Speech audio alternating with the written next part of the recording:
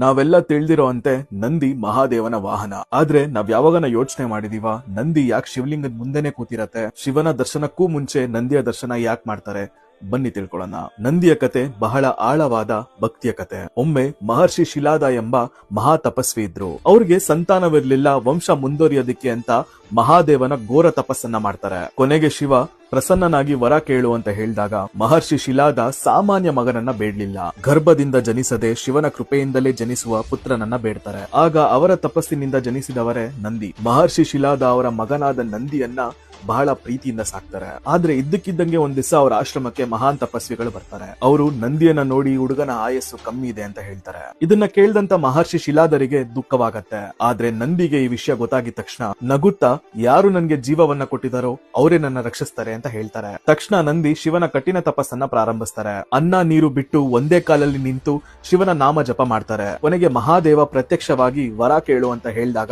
ನಂದಿ ಅಮರತ್ವವನ್ನ ಬೇಡಲ್ಲ, ಸಿದ್ಧಿಗಳನ್ನ ಬೇಡಲ್ಲ. ಅವರು ಕೇಳ್ಕೊಂಡಿದ್ದು ಪ್ರಭು ನಾನು ಯಾವಾಗ್ಲೂ ನಿಮ್ಮ ಬಳಿ ಇರಬೇಕು ಅಂತ. ನಂದಿಯ ನಿಸ್ವಾರ್ಥ ಭಕ್ತಿಗೆ ಶಿವನೇ ಶರಣಾಗ್ತಾನೆ. ನಂದಿಗೆ ಅಮರತ್ವವನ್ನ ನೀಡಿ ತನ್ನ ಗಣಗಳಲ್ಲಿ ಶ್ರೇಷ್ಠನಾಗಿ ನನ್ನ ವಾಹನವಾಗಿರು ಅಂತ ಹೇಳ್ತಾರೆ. ಆ ದಿನದಿಂದ ಶಿವನ ದರ್ಶನಕ್ಕೂ ಮೊದಲು ನಂದಿಯ ದರ್ಶನ ಮಾಡುವುದು ಪರಂಪರೆ ಆಯ್ತು. ನಂದಿಯ ಕಿವಿಯಲ್ಲಿ ಹೇಳೋ ಪ್ರಾರ್ಥನೆ ನೇರವಾಗಿ ಶಿವನಿಗೆ ತಲುಪತ್ತೆ ಎಂಬ ನಂಬಿಕೆ ಇದೆ. ಆದ್ರಿಂದ ನಂದಿ ಕೇವಲ ವಾಹನ ಅಲ್ಲ, ಅವರು ಭಕ್ತಿ, ತಾಳ್ಮೆ ಮತ್ತು ಸಮರ್ಪಣೆಯ ಜೀವಂತ ಪ್ರತೀಕ.